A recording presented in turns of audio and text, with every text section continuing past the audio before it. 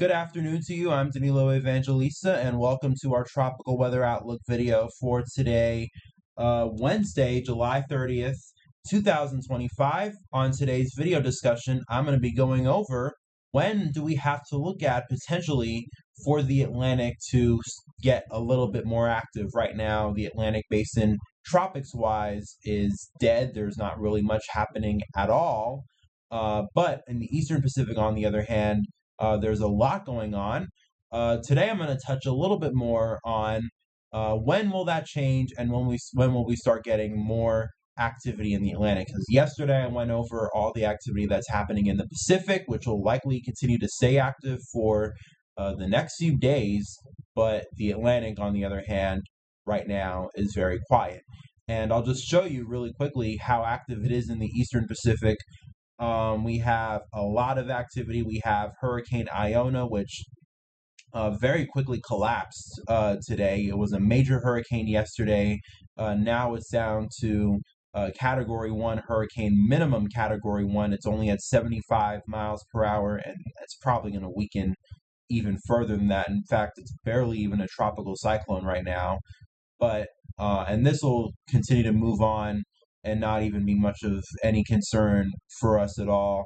And the one thing I will say about the Pacific is, even though we have a lot of activity happening right now in the Pacific, it looks like none of this will impact any major land areas, including Hawaii or the Mexican coastline. So that is good. And then beyond Iona, we have Tropical Storm Kelly. That's also a weak tropical storm right now, and that'll probably die out in the next day or so as well. Currently, maximum sustained winds are 40 miles per hour with a minimum central pressure of 1,006 millibars, and it's located at 13.8 north and 155.5 west if you're tracking it, and it is moving west at 21 miles per hour. Invest 92C. And I think this was formerly 98E, but now it's in the Eastern Pacific, so I guess it became 92C. And this one could still develop, although it's dealing with some shear right now. And it does have some sort of circulation. I'll show you the satellite imagery in a little bit. This still might try to develop, but not looking as likely as before. But in the Eastern Pacific, we have Invest 99E. This is very likely to become a named storm out here in the Pacific over the next several days, and then there'll probably be something else beyond that that'll follow it. So lots and lots and lots of activity happening in the Pacific right now, but I'll take you to the Atlantic, and there's absolutely nothing on the tropical weather bulletin right now. Right now in the Atlantic, it is dead quiet. Will that change? I'll show you when to look out for in just a little bit. Here's the satellite imagery right now, though, of the Pacific, and you can see lots of convective activity. As I said, the MJO, the favorable upper rising motion in the atmosphere, is moving through the Pacific right now, and that's why we're getting all of this activity, especially all of this convective activity right now. And that's what's leading to these storms to be able to form, and you can just see it really clearly. Besides 99E, which is roughly, I think, this area right here, and you can see as well 99E developing pretty nicely. Quite a few aggressive convective bursts here, probably only a day or so away from developing and becoming a tropical system. But beyond that, in the Pacific, lots of activity going on in terms of convection-wise, lots of energy out there to be able to try to consolidate, and definitely consolidate it will in the next few days here in the Pacific, because we'll have 99E, and then we'll probably have another piece of energy, either this thing or maybe this area that's near Central America right now that's probably going to move into the Eastern Pacific over the next several days. That'll all try to develop and become tropical systems here in the Pacific. And I said yesterday we'll probably get over the next few weeks an additional 2 or 3 named storms here in the Pacific before all is said and done. But meanwhile, on the Atlantic side of things, nothing is happening right now. Absolutely nothing is happening tropics-wise. We do have a tropical wave here, and I'll actually show you the tropical wave analysis in a little bit. We do have some of these waves that are coming off of Africa. But I mean, you can just see it on the satellite. It's very dry. Mid-level dry air as well is very prevalent, and I'll actually show you that too in a little bit. But I mean, just look at the difference we see from the Pacific to the Atlantic. Very favorable, obviously, in the Pacific right now because there's lots of convective activity occurring. So very much a sign of the MJO moving through, priming the atmosphere for rising air and favorable conditions for thunderstorms to develop versus the Atlantic, which is pretty barren right now.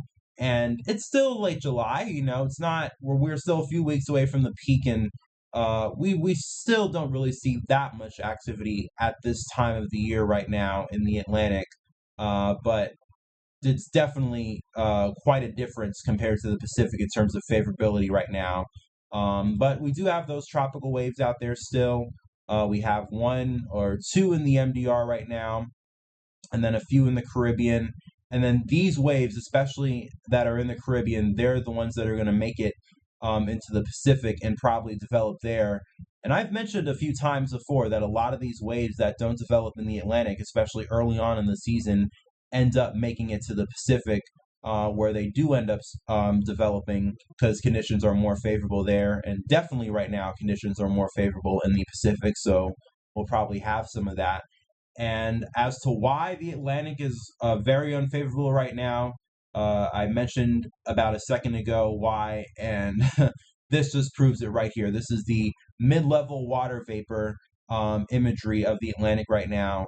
And look at all these oranges and these reds throughout the tropical Atlantic. Lots of mid-level dry air, warm air, and stable air.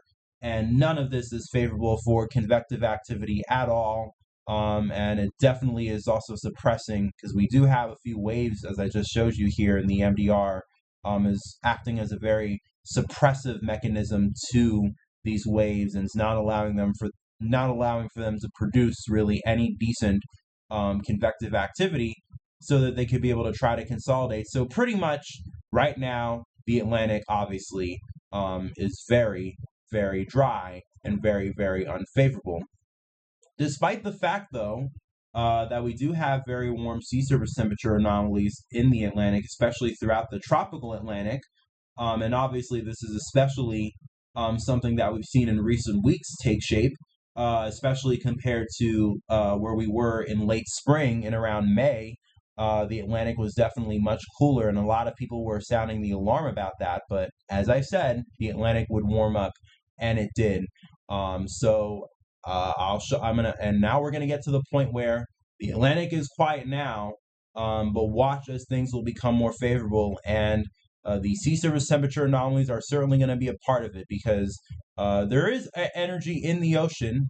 There is energy being stored there. It's just a matter of when will the conditions come together to allow for everything to come together and create activity in the Atlantic. And I think that might be coming up soon. I mean, the Eastern Pacific, yeah, there are a few warm sea surface temperature anomalies here, especially right near the coast of Mexico. But I talked about this a little bit yesterday, and also when the Pacific was very active earlier in the year in June. I mentioned that it is active, but look at here in the Pacific, the equatorial Pacific, very cool sea surface temperature anomalies. We have a cool neutral out there, and probably may as well go back down to a weak La Nina by the time we get to the end of the year.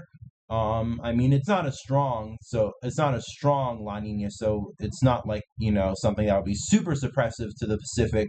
But it's not an El Nino. The Pacific tends to do better in an El Nino than even during neutral and even weak La Nina years. So it is pretty interesting to see the Pacific active as it is right now. But the point I'm making to this is to point out it's cooler in the equatorial Pacific, and even cooler here in the subtropical Pacific with the negative PDO. The activity here in the Pacific is probably not going to last. Will maybe last for about a week or so more, but especially as we're now getting into the month of August, and we have these very warm sea surface temperature anomalies here in the Atlantic, you can bet that things will start to get more active. And one of the reasons why and I have been bringing this up over the last several days. Look at the velocity potential anomalies. This is pretty much indicative of where the MJO in the world is right now. And obviously, at current time, you could see all of these green rising motion anomalies are in the Pacific. So again, it makes sense as to why the Pacific is very active right now. That's where all of the favorable conditions are. But as I've been saying, look, especially as you go out further into time here, because the graph here, this is the forecast into the future. And by the way, this is the European ensemble mean forecast. And notice, especially as we head into the month of August, these anomalies begin to move eastward, eventually move on into the Atlantic, and especially here become quite prominent over Africa, especially within the latter part, the end of the first weekend into the second week of next month, which begins in just 2 days. So I guess I should just say August now, since it only begins in 2 days. It's not really like we're talking about next month as in we are still deep into July with time left to go before we get to August. But again, as we get into the first to even especially the second week of August, you start to notice these positive rising motion anomalies here. These greens. This is the indication for more favorable conditions in the atmosphere. They become a lot more prevalent in the Atlantic, especially over Africa. So that'll definitely help fuel the wave train, and we'll probably get more of these aggressive waves that'll be able to have an easier time in the Atlantic, probably. And that'll happen as we head into August. And once again, we are heading into August, and that's when things also begin to ramp up as well in the Atlantic. And I'll show you the European ensemble members too. And you can see, as for right now, at least for the next week or so, not much happens. But especially look towards the end of the ensemble mean here, or the ensemble run here of the European, and you start to notice you get a little bit more activity here in the MDR. So that's definitely a sign of conditions, changing in the Atlantic, especially as we get into August. And maybe in the meantime, we might have to watch off the southeast coast for something to try to develop. I know we'll have some sort of front coming off here, and you know how those things can help with tropical development, especially early on in the season. And we definitely saw our fair share of that with a storm like Chantal, which formed from a frontal sort of situation. So maybe we might get something like that in the next week or so. That in itself could aid in development. You never know, and it's certainly not out of the realm of possibility. But especially in terms of deep tropical activity, notice once again towards the end of the run, we'll have to start watching more closely. And then lastly here, I'm going to show you the GFS, and at least for the next week, though, I will say nothing really all that much. So probably as we enter the first few days of August, things will continue to remain on the quieter side. And I guess we'll have to look maybe as we get into the second week of August, kind of extending it a little bit right now. Don't typically do this, and don't take these model runs, especially more than a week out, on models like the GFS verbatim. But what do we see here? Oh, a nice little piece of vorticity here in the Gulf. Maybe we might need to watch.